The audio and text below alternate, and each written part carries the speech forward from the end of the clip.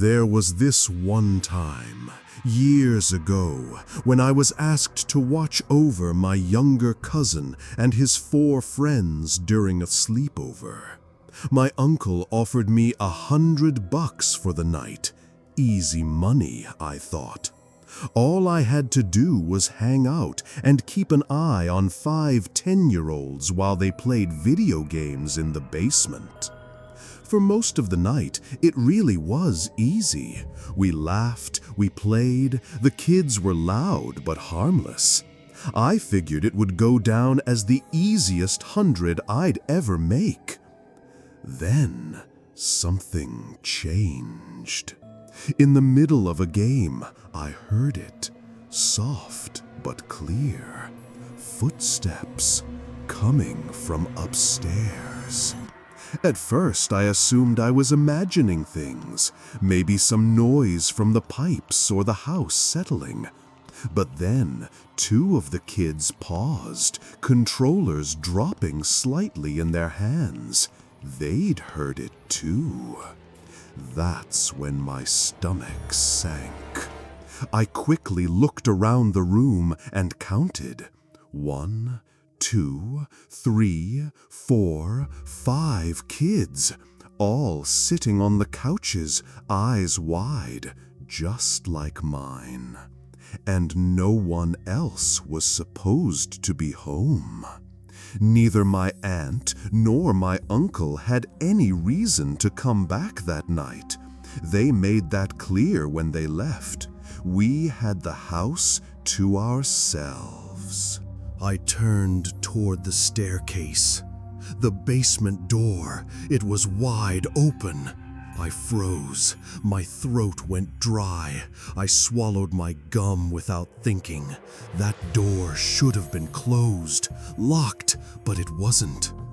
Trying not to panic, I told the kids to stay exactly where they were. My voice was low but sharp, more command than suggestion. I crept up the stairs just enough to pull the basement door shut. But that's when I remembered the lock. There was one, but only on the outside. From the inside, we were vulnerable. My pulse thudded in my ears. I looked back down at the kids. "Into the workout room, now," I whispered. They didn't argue. I shut off the TV, then all the lights. The room instantly plunged into a thick, uneasy darkness. The silence was suffocating. We filed into the workout room, no windows, no distractions, and closed the door behind us. In the pitch black, we crouched low, our backs against the cool concrete wall.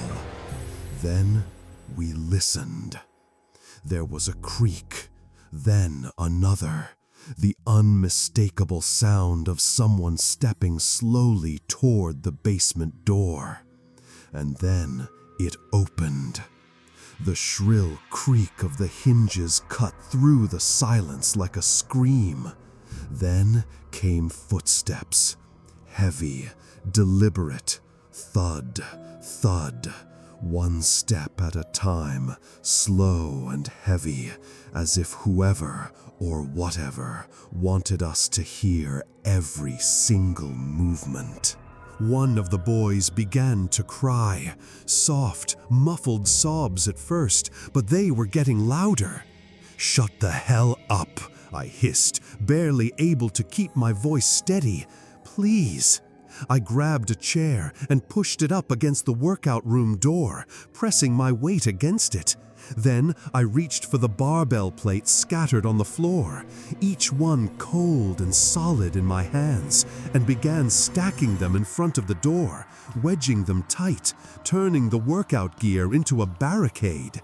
Outside, the footsteps kept coming, closer, down, step by step. And in that pitch-black room, surrounded by 5 terrified kids and the sound of something approaching from the shadows above, I realized I wasn't just babysitting anymore. I was trying to keep us alive. I held my breath, every nerve on edge as I listened. The footsteps stopped just outside the basement, and for a brief moment, the silence returned, almost as if whatever had come down was deciding its next move.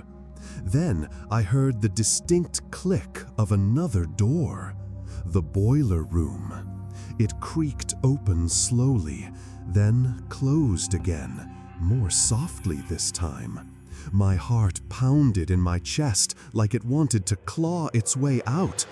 Every second stretched like it might snap under the weight of dread. Then came the worst sound so far. Screams. High-pitched, panicked cries from the kids around me erupted, bouncing off the concrete walls of the workout room like a siren. They were too loud, too sudden, and too real. At the same moment, the doorknob behind me began to turn. The metal clicked, then twisted sharply. Something was trying to get in. I gritted my teeth and threw my full weight against the door, arms shaking as I pushed. My shoulders strained, my back pressed into the barricade of barbells, and the chair wedged under the handle. The knob rattled again, once, twice, then abruptly stopped. Whoever it was, gave up. We all froze in place, listening as the footsteps began to retreat, quick, heavy, purposeful. They went up the stairs fast, two at a time, the rhythm erratic, like someone running from something, or maybe trying to vanish before being seen. Then, silence again. But it wasn't over. Above us, I heard more footsteps, right overhead, moving across the floor, just past the ceiling of the basement. I could track the direction, step by step, like a shadow sweeping across the ceiling. They were headed toward the front of the house. I waited, motionless, barely breathing. And then, nothing. This was back before everyone had a cell phone in their pocket, so calling someone wasn't just a matter of speed dialing help. I didn't have that option. After what felt like forever, I quietly opened the workout room door. The basement was still and silent. I crept up the stairs again, slow and cautious, listening for any sound, any sign of movement. The front door, it was wide open. Cold air drifted in through the open frame, brushing past me like a warning. I stepped carefully into the hallway and checked every room one by one. All the bedrooms upstairs had been ransacked, sheets torn off, drawers pulled out, belongings scattered like someone had been searching for something or everything. But there was no one left in the house. Whoever had broken in was long gone. I called the kids up once I was sure it was safe. Their faces were pale, their eyes wide and glossy from crying. A few things had been stolen, but nothing we couldn't live without. Some electronics, maybe a little cash. But no one had been hurt, and in that moment, that was all that mattered. We were scared, shaken, but alive. And we never found out who or what had come into that house.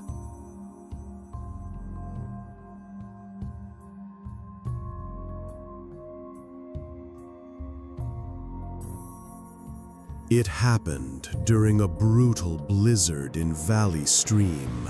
The snow had been falling all day, and by nightfall, it had buried the streets in thick, blinding white.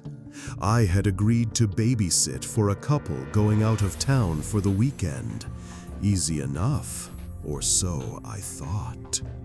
They were paying me $250 to watch their son, Matthew, just one kid, quiet, no trouble expected. This happened on the first night, Friday. Matthew was already asleep, tucked in upstairs, while I curled up on the couch in the living room. The house was warm, the storm raged outside, and I was halfway through a movie when it happened.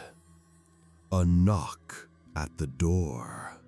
I flinched. It was sharp. 3 firm raps that echoed through the quiet house like a warning. I checked the clock. 11:57 p.m. No one was supposed to be coming by, especially not this late, and especially not in a storm like this. The snow hadn't let up in hours. I sat still, hoping whoever it was would just leave. But then came a voice, low, aggressive. Open the fucking door. I froze. Bang! Bang! Open the door! Open the door! The pounding grew louder, more violent, fists or maybe boots slamming into the wood. I counted at least 2, maybe 3 different voices. Men. Angry. I couldn't move. My body locked up. My heart slammed against my ribs so hard I felt sick. I forced myself to move toward the window, just a little, just enough to peek through the blinds. And there he was. Someone was standing directly on the other side of the glass. He was pressed so close I could see the condensation from his breath fogging the pane. His face was mostly in shadow, but I caught the outline of his eyes, wide and locked on mine. I stumbled back, almost slipping on the floor as I crashed into the coffee table behind me. My whole body went cold, the kind of cold that has nothing to do with the snow outside. Shaking, I scrambled to my feet and sprinted to the kitchen phone, barely able to keep the receiver steady as I dialed 911. The operator answered quickly, but her calm voice did nothing to settle me. I told her what was happening, stumbling over my words.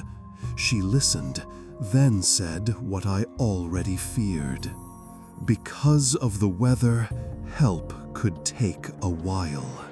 She told me to find the child, Matthew, and hide, lock ourselves in, stay put until help arrived.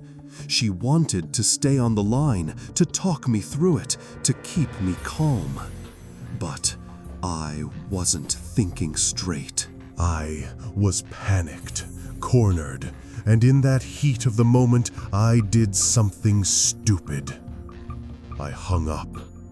But as I sprinted back through the living room, something stopped me cold. The banging was gone. Just like that. Silence, heavy and sudden. The kind of silence that makes your ears ring. I hesitated, heart pounding against my ribs like it wanted out. I moved slowly toward the living room window again, this time more cautiously. I parted the blinds just enough to peek outside. No one was there. The porch was empty.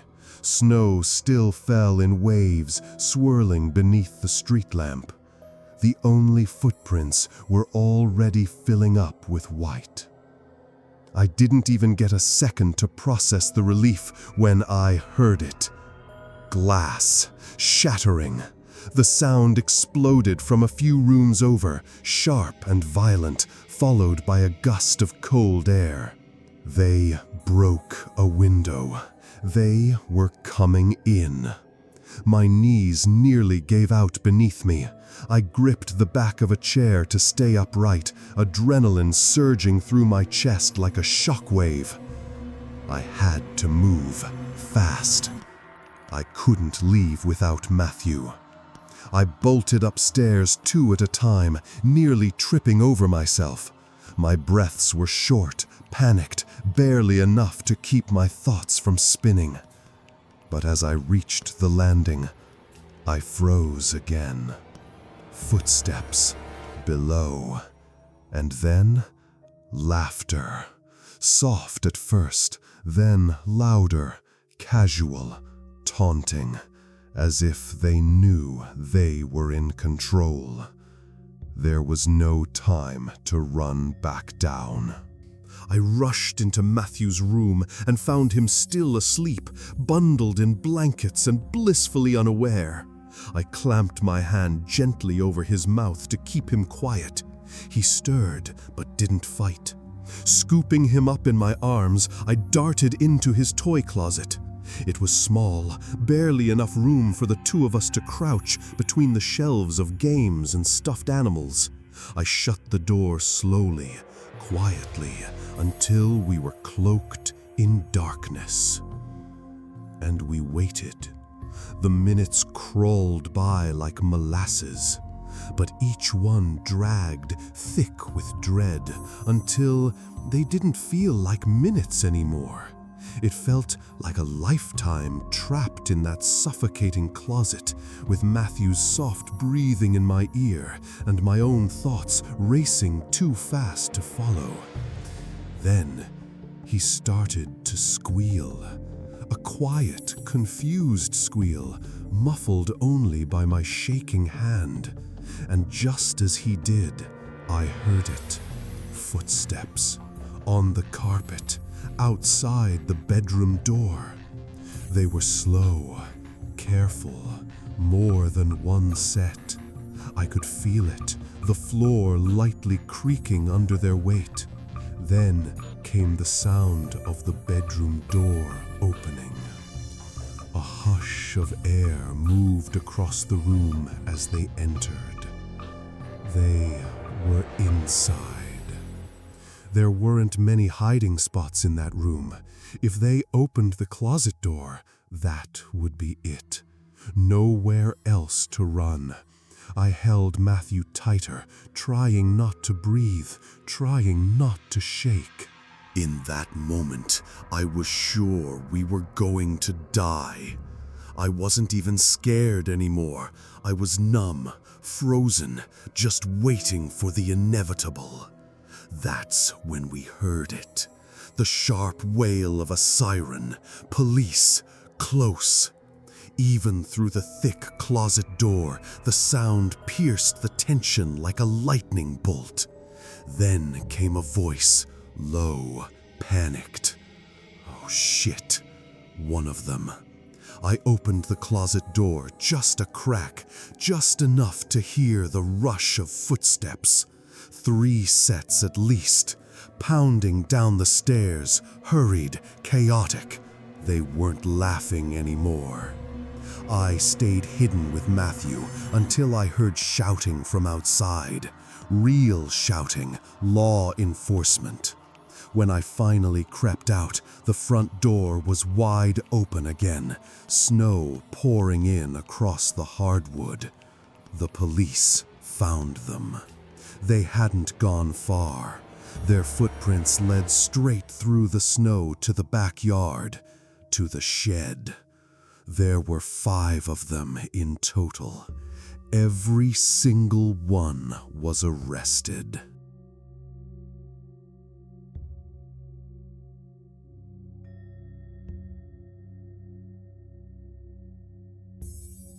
I was 15. Still too young for a real job, so I took babysitting gigs whenever I could. Easy money, usually. But nothing, and I mean nothing, prepared me for what happened that night. It still stands as the most terrifying experience of my life. I was watching a kid named Mike. He was maybe 8 or 9. quiet, polite, the kind of kid who made babysitting feel like a favor instead of a chore.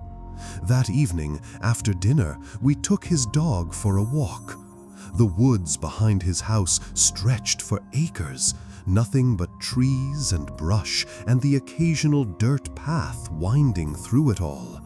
It was peaceful at first. We didn't get very far when the dog stopped cold. His ears shot up, his body tensed, and he froze with one paw lifted halfway off the ground.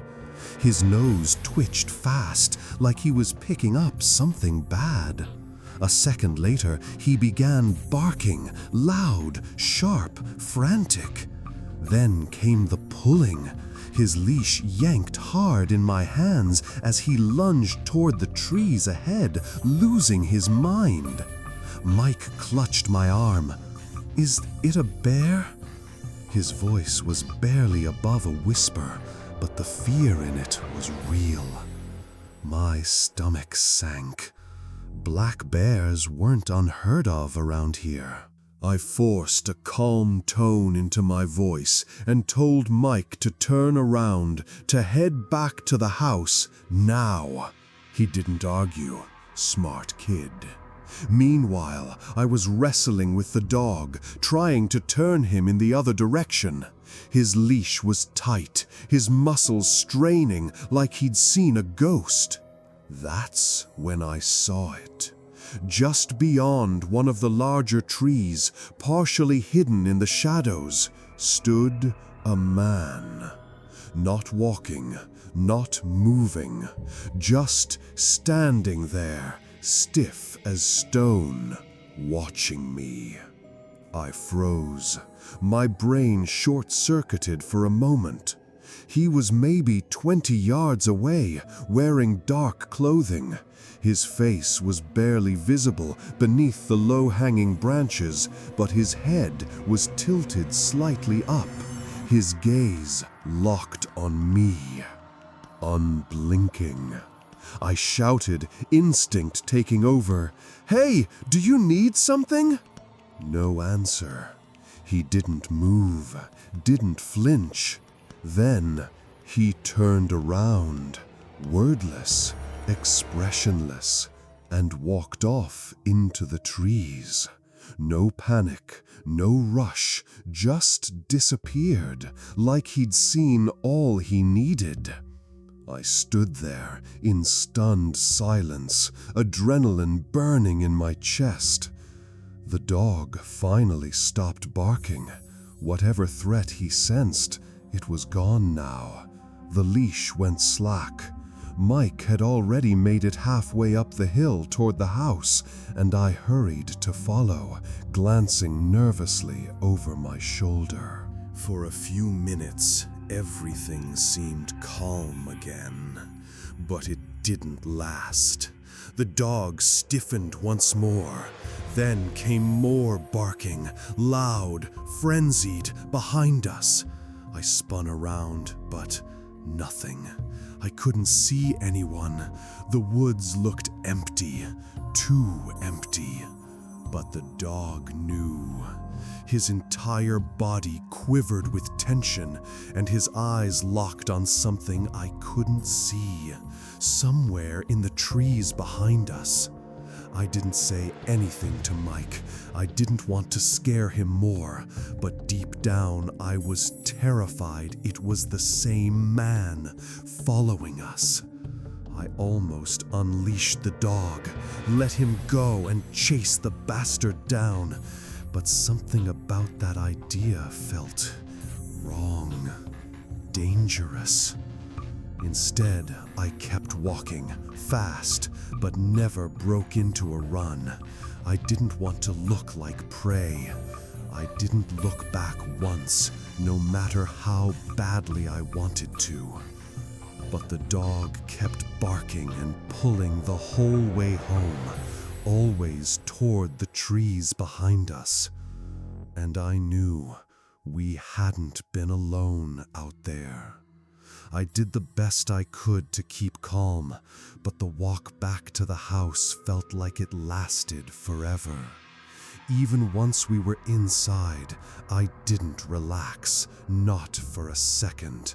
I made sure every door was locked, every window latched.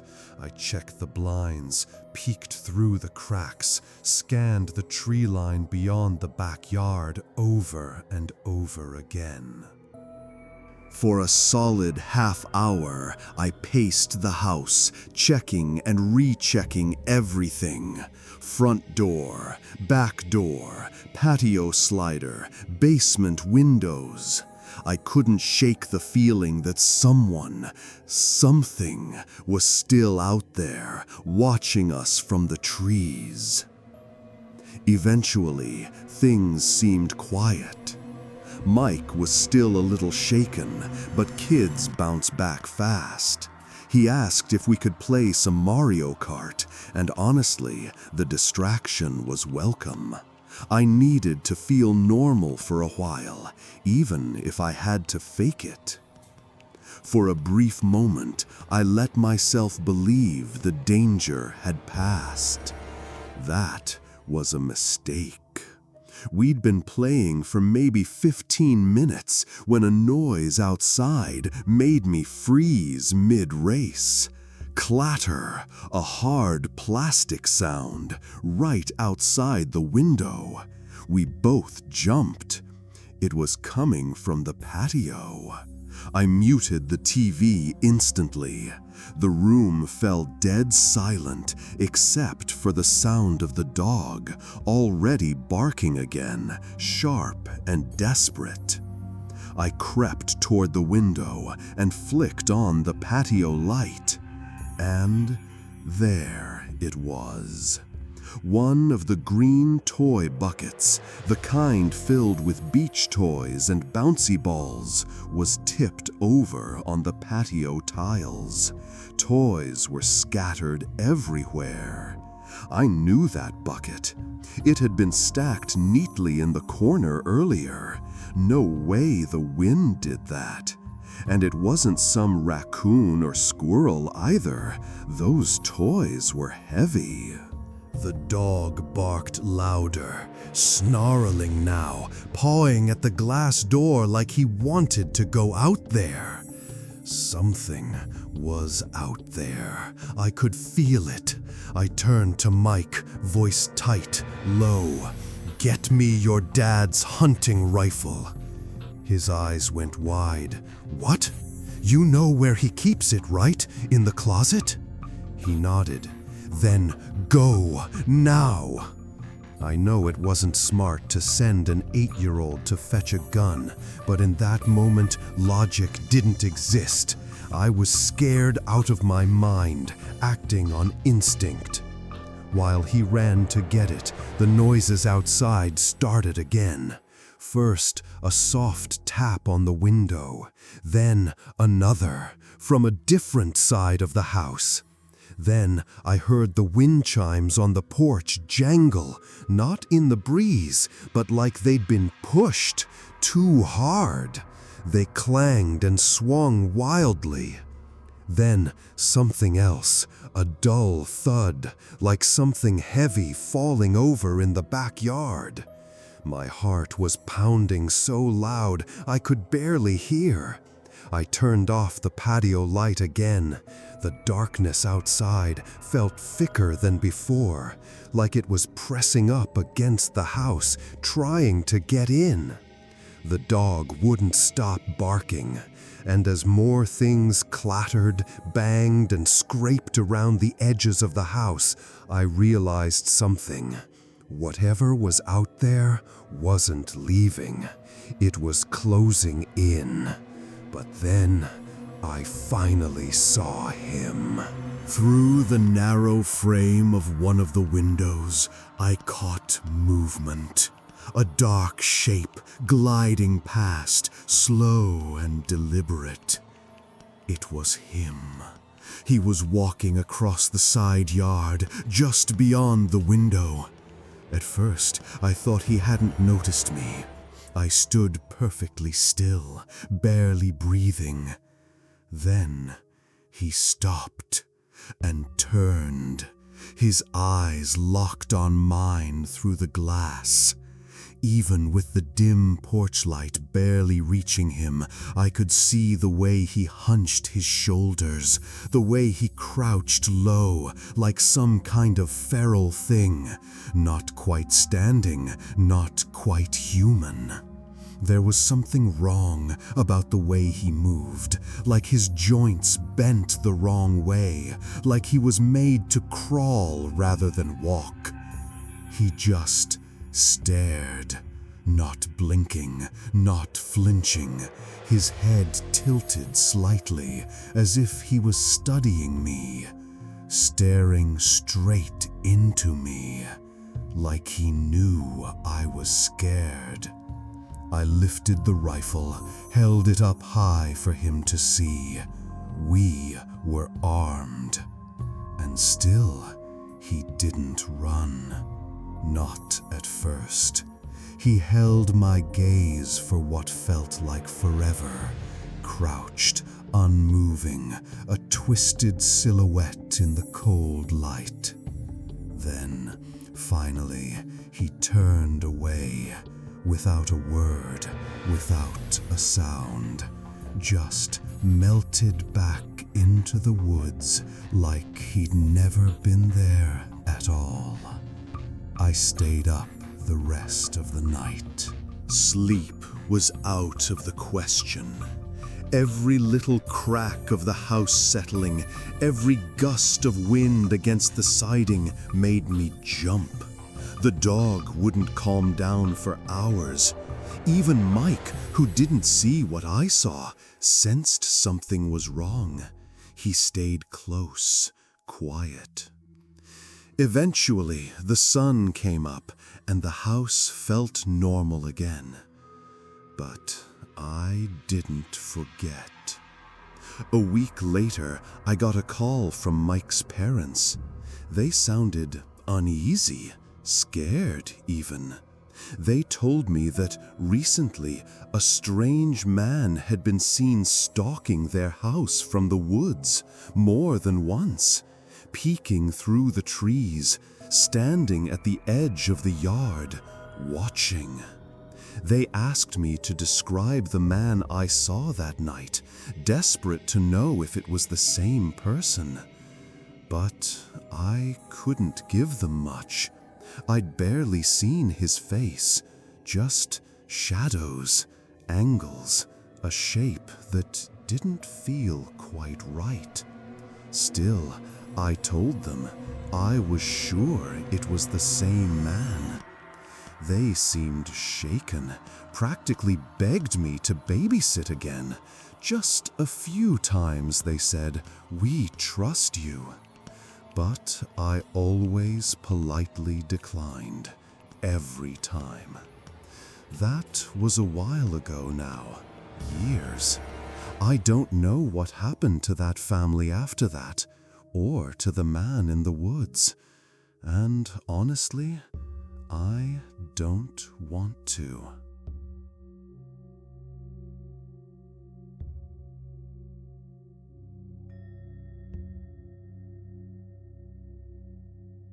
Between the ages of 15 and 18, I babysat a lot.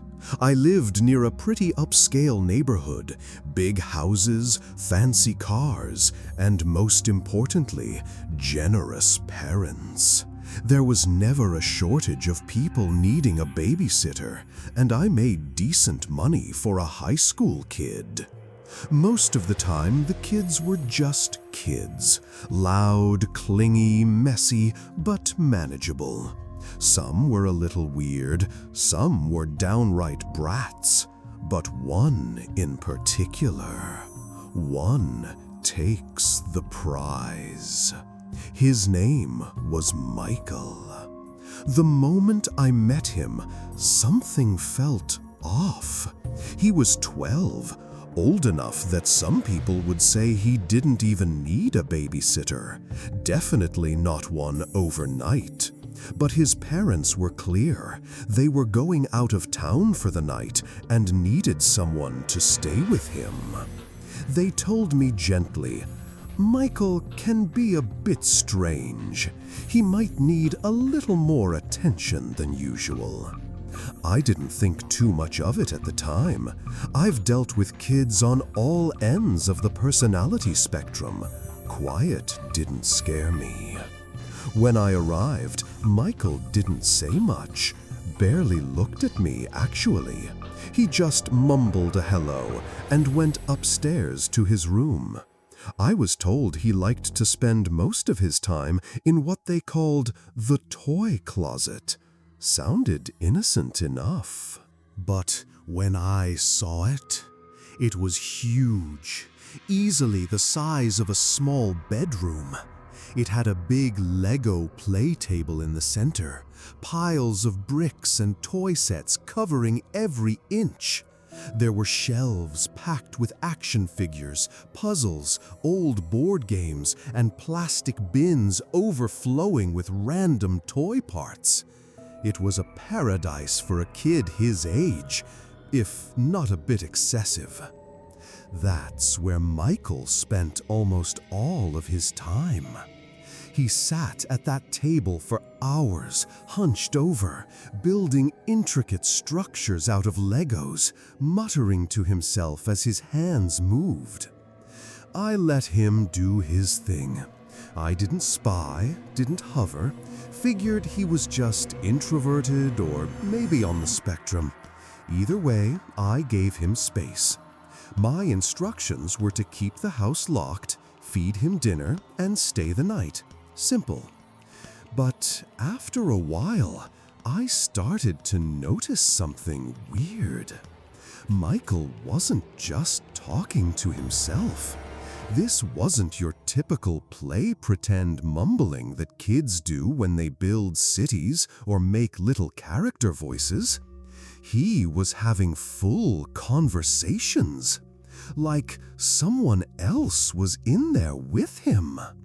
Not loud, but constant. I'd hear him pause, then respond, sometimes arguing, sometimes whispering intensely. And what bothered me most was his tone. It didn't sound playful. It sounded serious, like something was answering back. I didn't interrupt. I didn't ask questions, but something about it left a chill in the air, the kind that makes your skin prickle without knowing why. I figured maybe this was what his parents had meant, that he had issues, that he needed a bit more attention. But I had no idea what I'd really stepped into. Eventually, Michael came downstairs.